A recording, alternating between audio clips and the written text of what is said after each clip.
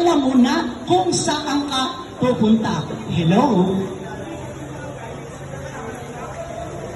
Okay. So yung kasalanan ay hindi mo pwedeng bayaran, hindi mo pwedeng suhulan. Ano ba yung mga kasalanan pwedeng suhulan? For example, isa kang nagbibigay ka sa kawang gawa. Nagbibigay ako ng marami. Lord, pupunta ako sa langit. Ayan mabait ako, Lord. Nangungupo ako. Wala akong pinipinsala. Hindi ako marites. Wala nga akong kinakagalit. Okay? Samsung A32. Lord, nagpipinitensya ako, lumuluhod ako mula pintuan hanggang loob. Nagpapapako nga ako sa krus. So, po yun. Akala mo, doon ka maliligtas sa mga ginagawa mo yun.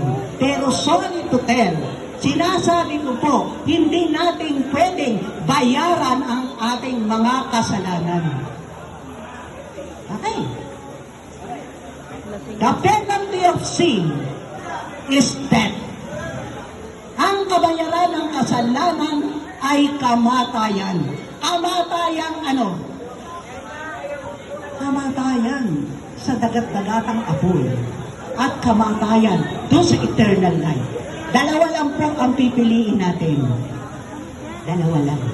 Okay. So, kung yan ang kabayaran ng kamatayan, mamamatay ka, ano ginawa ng Diyos? Sabi sa lahat ng tumanggap kanino? Kay Jesus ay magkakaroon ng buhay na walang hanggan. Yung tumanggap. Pero, sorry to tell, hindi po lahat ay anak ng Diyos. Sabi sa John 3:16, gayon na lamang ang pag-ibig ng Diyos sa sanlibutan, ibinigay niya ang kanyang buktong na anak upang ang sino man na manalig sa kanya ay magkaroon ng buhay na walang hanggan.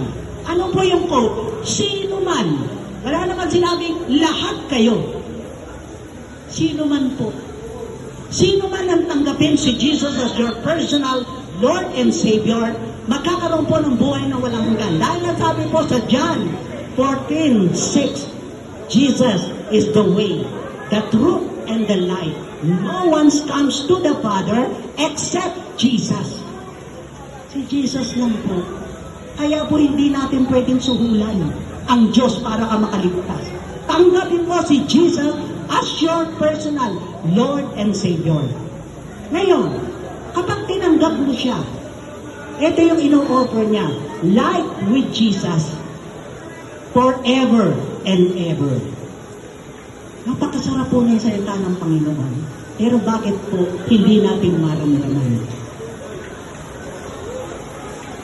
Sabi po, there is time for everything. Lahat po ng mga panahon, may panahon. May panahong mamatay, may panahong mabuhay, may panahon ng pag-iyak, may panahon ng pag-aani. Lahat po ng panahon, whether lang yan.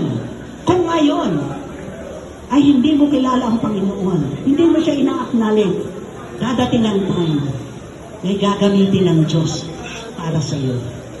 Kaya po ako nandito para ibahagi ang salita ng Diyos sa iyo.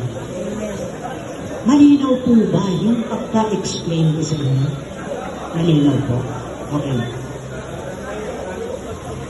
Sa oras na ito, may choice po kayo. Sabi ko, bibilisan ko eh. May choice kayo. Kayo po ang pipili, hindi po ako. Wala pong aksidente at wala po tayong lukuhin mo man ang sarili mo, ikaw ang nakakaalam niyan. Nagtatawa ka ngayon, binabaliwala mo ang salita ng Panginoon. Pero darating ang time, huwag mong antayin na magkaroon ka pa ng problema sa buhay mo bago mo hanapin ang Diyos. Sige po.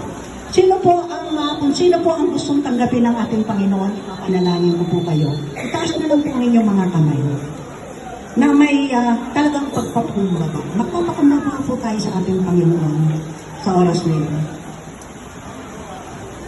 Sige po, Huwag po kayong tumingin sa inyong katabi, sa inyong tagiliran, sa inyong likuran.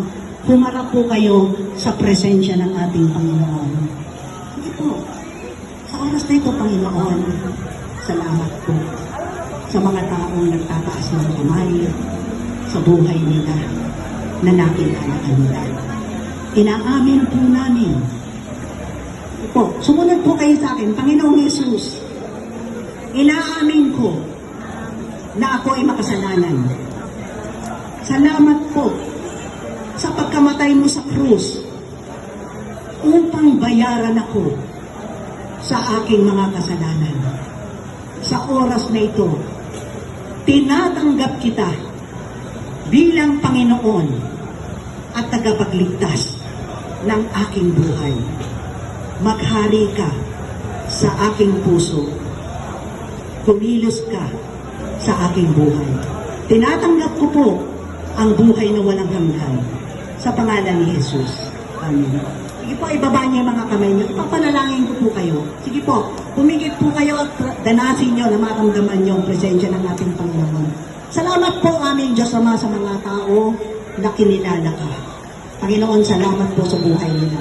Lord, kilala mo ang buhay ng bawat isang narito. Salamat po, Panginoon, na kinatagpo mo sila sa lugar na ito. Lord, ang panalangin ko po sa kanila, Panginoon, na magpakilala ka sa kanila sa mas malalim na pagkilala na makita kanila sa kanilang mga buhay. Tulungan mo po sila, Panginoon, maintindihan ano ang journey nila dito sa lupa. At maraming salamat po sa pagmamahal mo. Ngayon ay maranasan nila ang inyong pagmamahal. Sa oras na ito, Lord, we invite the Holy Spirit right now in the name of Jesus. Lord, puspusin mo sila ng inyong banal na Espiritu. Kumilos ka sa kanilang mga buhay. Lord, ipadama mo ang pagmamahal mo sa kanila. Salamat po, Panginoon. Maging ang mga tao na nandirito, na nakaupo, Panginoon. Kilala mo rin sila, Panginoon. Maaaring may mga problema sila, sitwasyon na pinagdadaanan. Pero, Panginoon, alam ko, nakikilos ka rin sa mga tao ito. Sa oras na ito po ang aking samot dalangin sa pangalan ni Jesus.